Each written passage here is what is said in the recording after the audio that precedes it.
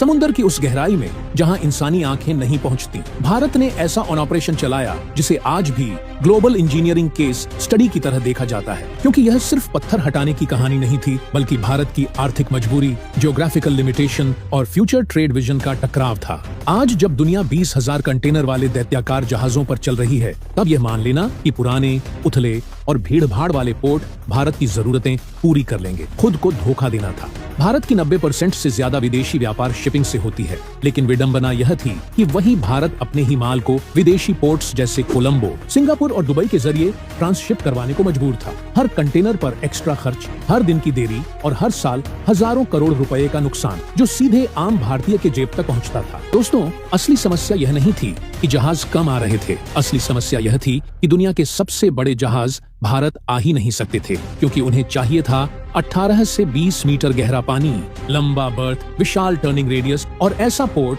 जो 50 साल आगे की सोच सके। और भारत के पुराने पोर्ट्स इस रेस में पीछे छूट चुके थे। मुंबई जैसे पोर्ट्स सिटी के बीच फंसे थे, चेन्नई और कोलकाता सिल्टेशन से जूझ रहे थे, और हर जगह एक ही सवाल था, क्या भारत सिर्फ मैन्युफैक्चर करेगा या ग्लोबल ट्रेड को कंट्रोल भी करेगा? इसी पॉइंट पर भारत के पॉलिसी मेकर्स ने एक ऐसा फैसला लिया जो दिखने में पागलपन लगता था। समुद्र के नीचे मौजूद नेचुरल रुकावटों को हटाना, चट्टानों को काटना और जो मटेरियल निकले उससे समुद्र के भीतर ही नई जमीन तैयार करना। यानी सिर्फ पोर्ट नहीं, बल्कि पूरी नेवल जियोग्राफी को रीडिजाइन करना।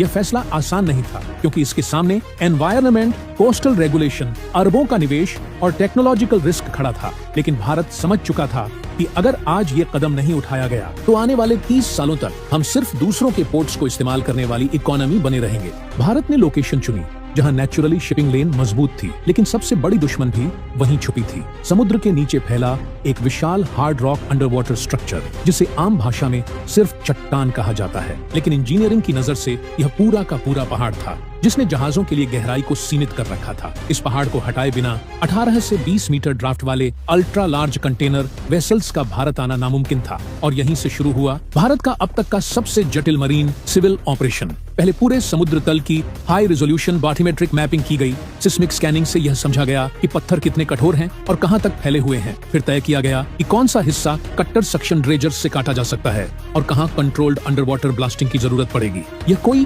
तेजी में लिया गया फैसला नहीं था, क्योंकि एक गलत ब्लास्ट समुद्री इकोसिस्टम को सालों के लिए नुकसान पहुंचा सकता था। इसलिए time based blasting, sound monitoring और सेडिमेंट कंट्रोल जैसी तकनीकों को अपनाया गया, ताकि समुद्र के भीतर होने वाली हलचल न्यूनतम रहे। इसके बाद 24/7 शिफ्ट में हाई पावर ड्रेजर्स समुद्र तल को परत दर परत काटते गए। कभी चट्टान, कभी रेत, कभी जमी हुई मिट्टी, और सैकड़ों फुट नीचे से निकले मटेरियल को ट्रेलिंग सक्शन हॉपर ड्रेजर्स में भरा गया, जिन्हें देखकर ऐसा लगता था मानो समुद्र खुद पीछे हट रहा हो। यह वही मोड़ था जहां यह प्रोजेक्ट सिर्फ ड्रेजिंग मिशन नहीं रहा, बल्कि एक जियोग्राफिकल ट्रांसफॉर्मेशन बन गया। हर लेयर को वैज्ञानिक तरीके से बिछाया गया, हैवी कंपैक्शन से उसे मजबूत किया गया, ड्रेनेज सिस्टम डाला गया ताकि भविष्य में सेटलमेंट न हो, और धीरे धीरे समुद्र के बीच एक ऐसा प्लेटफॉर्म आकार लेने लगा जिस पर कल भारत का गेम चेंजिंग मेगा पोर्ट खड़ा होने वाला था।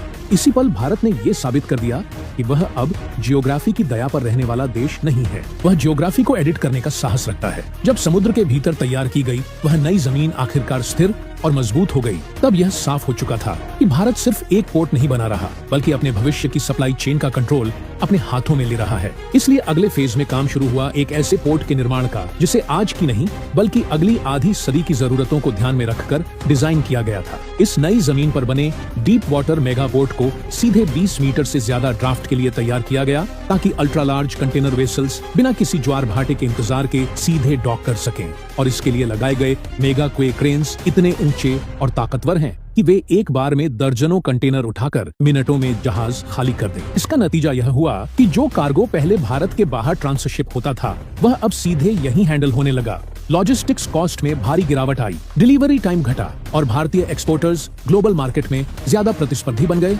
यही भारत को सिर्फ घरेलू फायदा नहीं मिला, बल्कि इंडो पैसिफिक ट्रेड में एक रणनीतिक बढ़त भी मिली, क्योंकि अब यह पोर्ट खुद एक ट्रांजिट हब की तरह काम करने लगा। एशिया से आने वाला माल यहाँ उतरकर अफ्रीका, मिडिल ईस्ट और यूरोप के लिए आगे बढ़ सकता है, जिससे भारत को केवल सामान बेचने से नहीं, बल्कि रास्ता उपलब्ध कराने से भी कमाई होने लगी।